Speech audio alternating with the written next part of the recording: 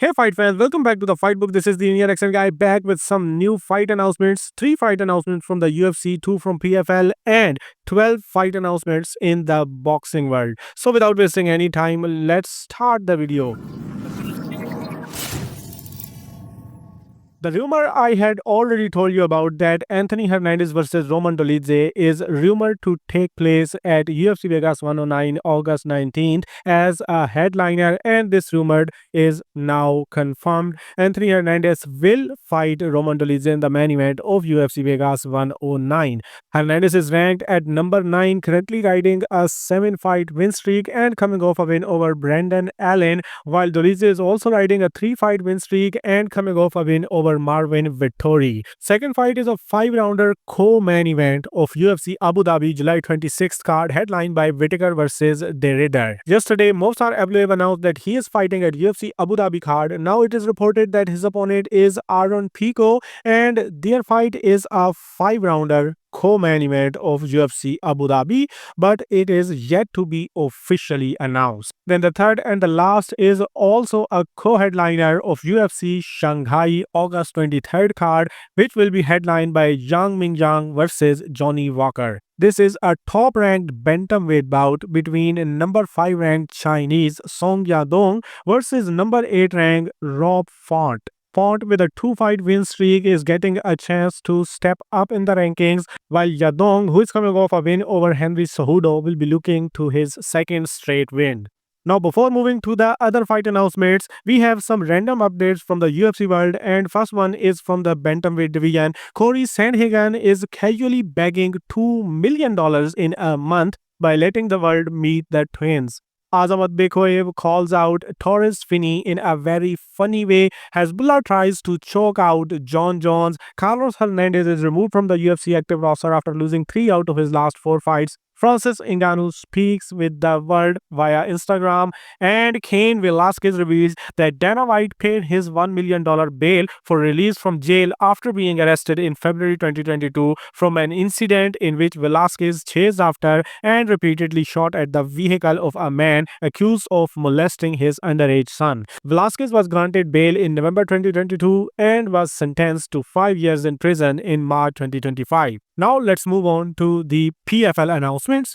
PFL added 2 more fights on their PFL Championship Series card on July 19th in Africa. First one is a lightweight bout where AJ Mickey will return after losing to Paul Hughes against Ahmed Magomedov, who is riding an 8-fight win streak. Second one is a heavyweight bout where Bellator light heavyweight champion, I don't know what that means now, is returning, this time making his heavyweight debut against Denise Goldsop. Now some boxing announcements. First, there are 4 fights added on Jake Paul versus Julio Chavez Jr. undercard on July 28th at Anaheim, California.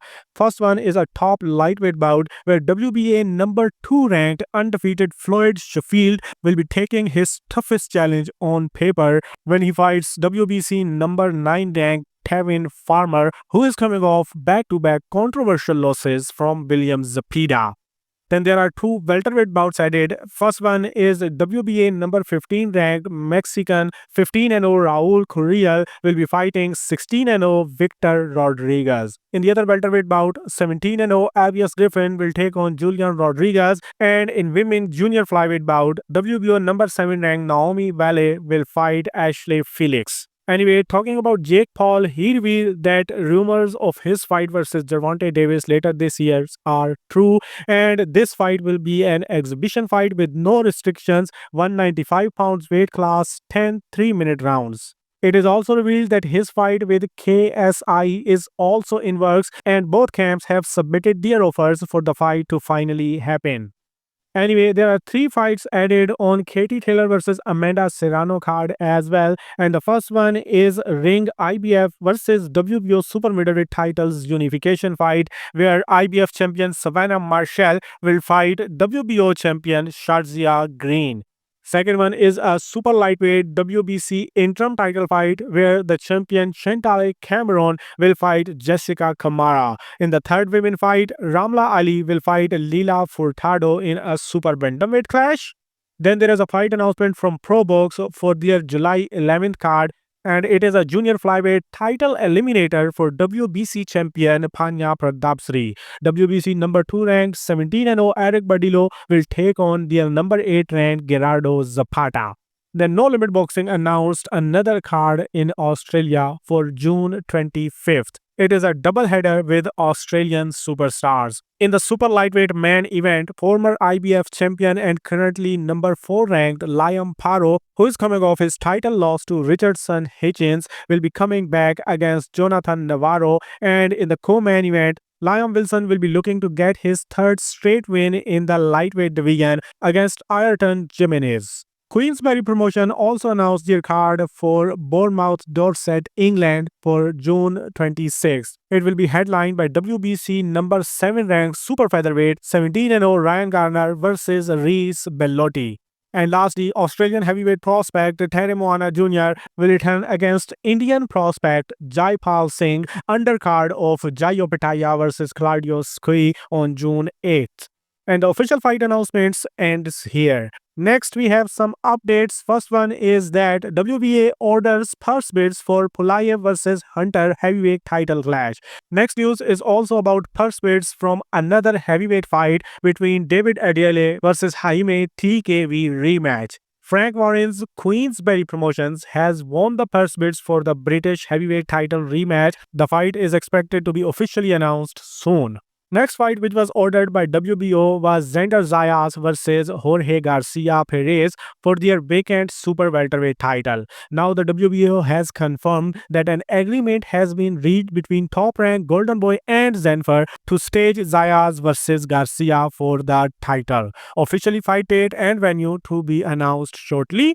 The fight that IBF had ordered, a super middleweight title eliminator between Osles Iglesias and Kevin Lele Sadio, is no longer happening. The IBF initially ordered the fight in March 2025 as an eliminator for the title held by William Skull, which he has now lost to Canelo Alvarez. However, Sadio competed in a bout against Khabib Ahmad on May 10, 2025 during the negotiation period, which violated IBF rules. As a result, Sadio forfeited his position in the eliminator. Consequently, number 4 ranked Osles Iglesias will now face their number 2 ranked Vladimir Shishkin in an IBF eliminator to become the mandatory for the winner of Canelo versus Crawford. Iglesias is an undefeated prospect while Shishkin is coming off a loss from vacant title fight against William Skull. Next news is also about a title eliminator.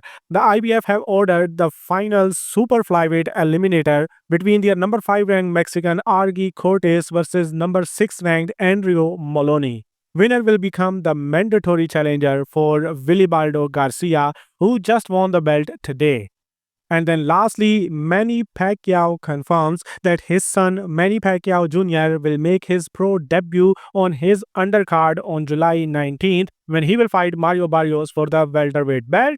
Pacquiao has re-entered the WBC welterweight rankings at number 5 ahead of his title fight, and WBC President Mauricio Suleiman asked critics to hold off passing judgment until after the scheduled fight. And that's all in this video. What do you think, Manny Pacquiao should have returned or not? Share your thoughts in the comment section. Do like the video and then do whatever you want.